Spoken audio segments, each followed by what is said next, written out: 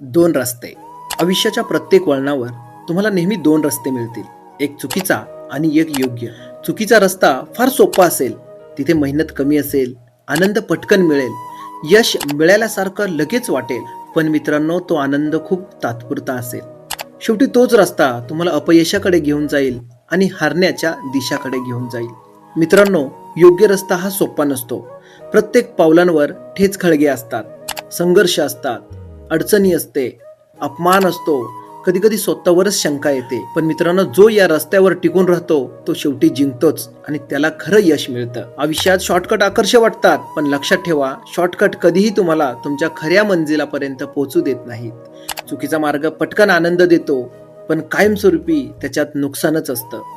योग्य मार्ग नेहमी त्रास देतो, पण शेवटी मान आणि यश आणि विजय तोच देत असतो. आज निर्णय तुमच्या हातात आहे मित्रांनो. सोपं हारायचं की कठीण लढून जिंकायचं, हा विचार जर मनाला भिडला असेल तर लाईक करा आणि कमेंट बॉक्समध्ये लिहा, मी योग्य रस्ता निवडतो. अशाच मोटिवेशनल स्टोरी, स्वामींच्या स्टोरी जर तुम्हाला आवडत असेल तर गरुड झेप या यूट्यूब चॅनलला सबस्क्राईब करा.